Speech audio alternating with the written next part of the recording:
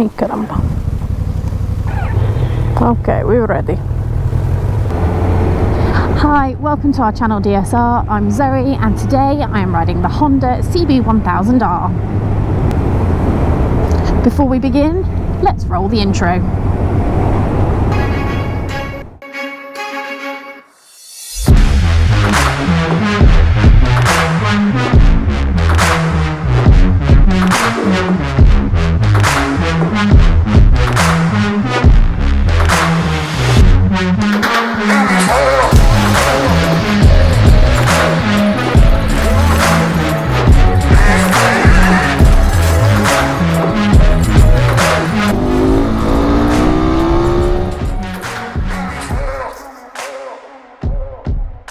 I'm out with Matt today on the bikes. He is reviewing the Rebel 1100.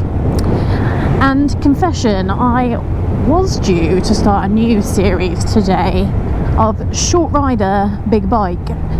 And it was going to start off with the Africa Twin. Unfortunately, I threw my leg over the Africa Twin and, well, the short rider thought it was too tall. So instead of that, I'm taking out the CB1000R. It's not a bike I've ridden before, but was very much looking forward to doing so. Before talking specs then, first impressions. Now, I've been riding the bike for roughly an hour now. I did start off with the bike in standard mode. I will go into the modes later, and I've moved it to sport mode. In terms of the engine, it feels quite lively actually, especially in sport mode. It's definitely pokier down the bottom end than it was in the standard mode. Comfort wise, yeah, it's nice and comfortable to ride. Pegs, they're quite high up and my knees are quite bent. I have had a lot of vibes through my handlebars. I've actually ended up with pins and needles for a lot of the ride. But otherwise, it's a bike that's felt like it needs a little getting used to, I guess. I also think it's the sort of bike that will benefit from getting run in properly. It needs some more miles on the engine, I think, just to smooth out some of the niggles. But as for power and enjoyment, it is definitely there. This thing's got bags of power. Matt and I will be doing about 150 miles today all in, so we'll have plenty of time to get to know the bikes that we're on today. But first things first, we're going to go and have a spot of breakfast. I'm starving. I'm so excited to smash some hash browns, bacon. Oh, it's light.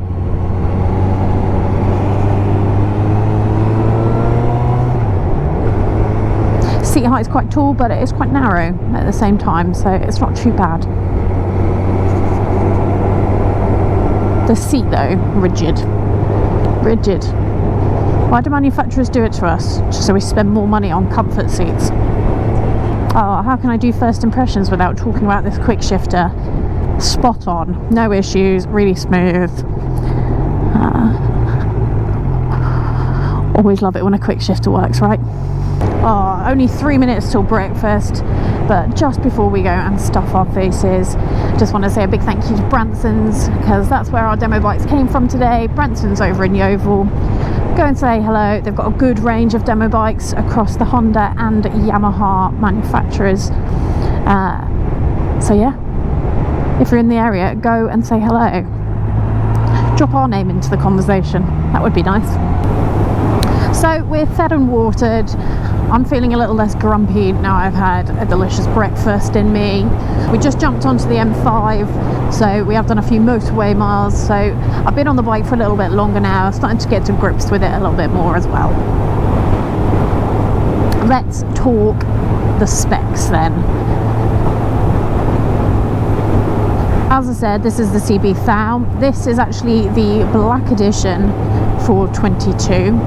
Which comes with a few extras which I will go through, but the price of this one is £13,300. But as you probably have noticed, bike dealerships across the country are definitely putting on some mega deals at the moment, so I wouldn't be surprised if you find this cheaper where you are. So what do you get with the Black Edition? Well, not only do you get the upgraded looks of the bike, you get kind of this black on black finish. The exhaust pipes are black.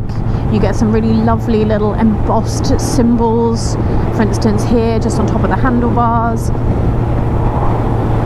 Nice little finishes that just make the bike look more premium. You also get this little bug kind of screen here. I have to admit it doesn't do a whole lot, but it's a nice little aesthetic feature. You also get the seat cowl for the back, which again comes in black. But most importantly, you get the up and down quick shifter. As I said, for my first impressions, it is spot on. It makes changing gear both up and down really fluid. It hasn't got stuck on me. There's been no false neutrals. It is just incredibly smooth. They're the extras for the Black Edition. The regular, the standard edition, I guess, comes in at about £1,000 cheaper. So if you think you can do without those aesthetic changes and the quick shifter, then there is the cheaper model available. The bike itself then, an inline 4 998 cylinder engine, and the power it's pumping out is 143 brake horsepower. As I said before, it feels like it's got bags of power, but I admit those numbers are fairly modest, but on reflection of how it feels, it's definitely got some go on it. Rider aids on this bike then, we've got ABS, we've got a assistance slipper clutch. We also have 4 rider modes, 3 default, and then the option to be able to do a user setup. As I said, I've put this bike in sports mode. So on the 5-inch TFT dash in front of me, what it does is it comes up and tells you kind of what the options are and what it's set it at for sports mode. So I've got a little circle indicating the power, the engine braking, and also the traction control. So in sports mode, it is a number 3 for the power, so that's full power. 1 on the engine braking, and then 1 on the traction control. So that's the minimum it can set on either of those. To head into another mode, you just press the mode button on the left hand side, release the throttle. That's the standard mode. So in standard we've got 2 on the power, 2 on the traction control, and 2 on the engine braking.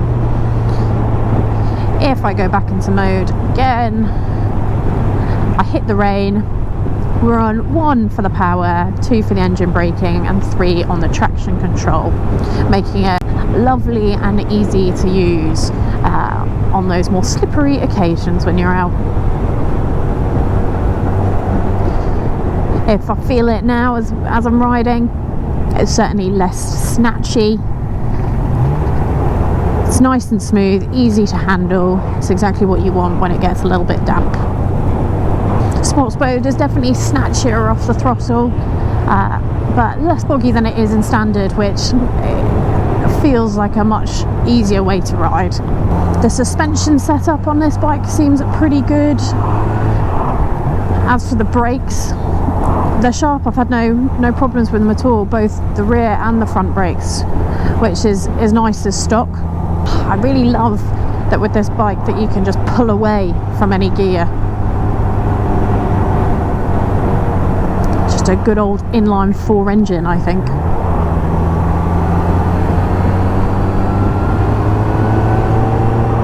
As I sat on the motorway, cruising along at whatever speed, national speed limit I'm sure, it was really nice that to overtake, just a little bit more throttle and you fly away easily. Despite it having 143 brake horsepower, like, the power was there, It was where I needed it at that moment. I have to say, it's a bike that's growing on me. Right, just the more miles you do on it, the more comfortable I feel on it, which is of course very helpful. But it just seems to handle better with every mile.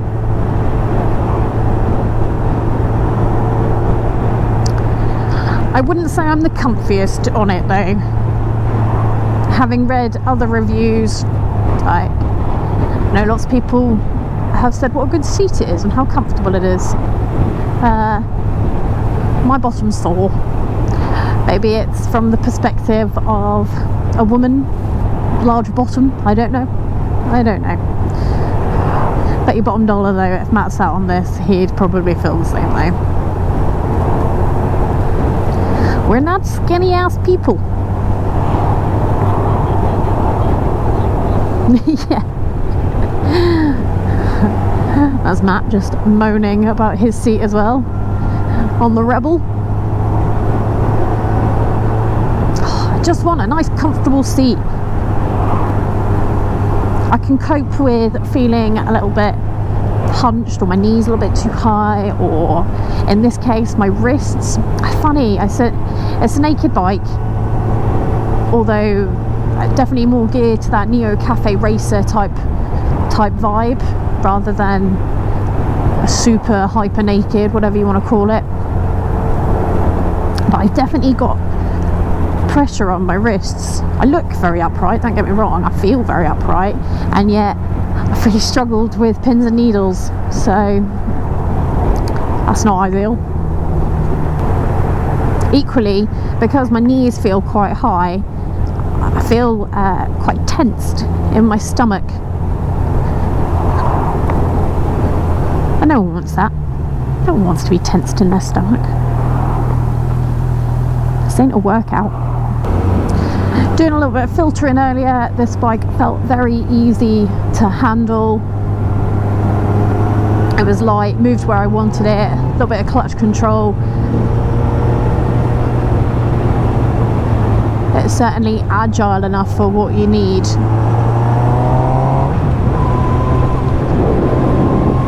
But then, it just opens up so well.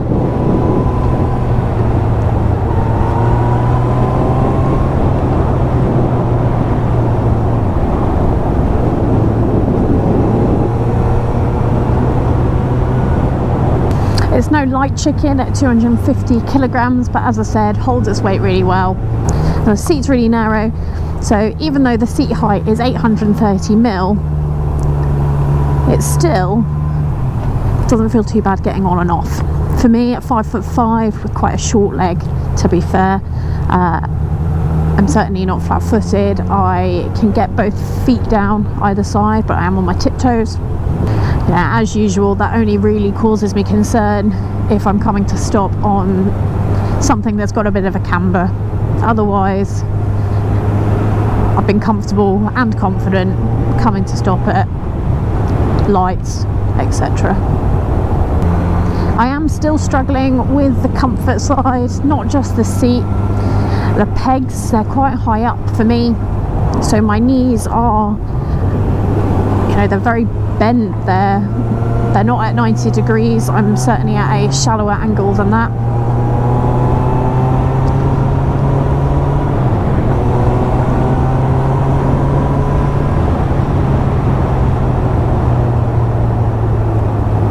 We've ridden for a fair whack today, but this would certainly not be my first choice for going on longer distances.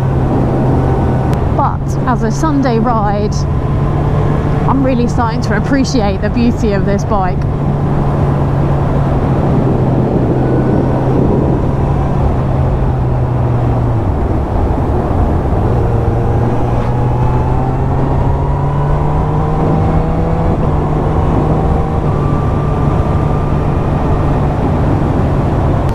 I'm always a fan of a clean, simple dash and simple controls, and the CB1000R definitely ticks the boxes for that.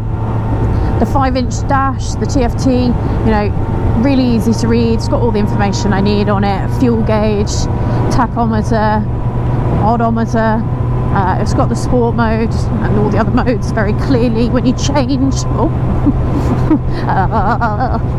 And then using the little crosshatch here, you can flick through the options of what you see at the bottom, including reminding you what bike you're on. Delightful. Left hand side, you've got your lights, you've got your passing light, full beam and headlight.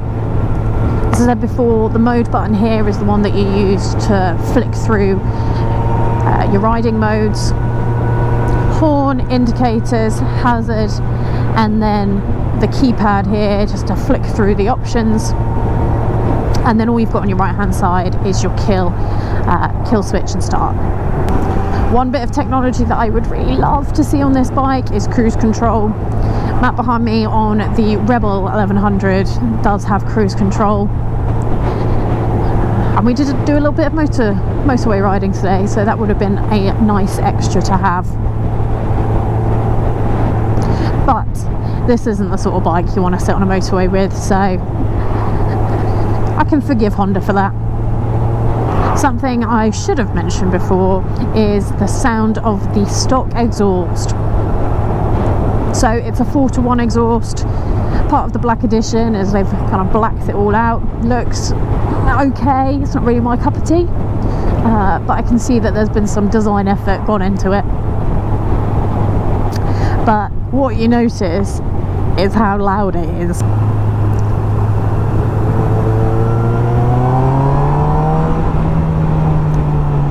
Sometimes it sounds really sweet like that, other times I found it a little bit too much. But again, that's personal preference. I know some people like their bikes loud. I'm not one of them. Thanks so much for watching. This has been my short but sweet review of the CB1000R, the black edition. If you've enjoyed this video, then please give us a thumbs up. If you're new here, it would be great if you could subscribe to the channel. If you're a regular and you still haven't subscribed, please hit that subscribe button. It means so much to us and really helps with the development of this channel.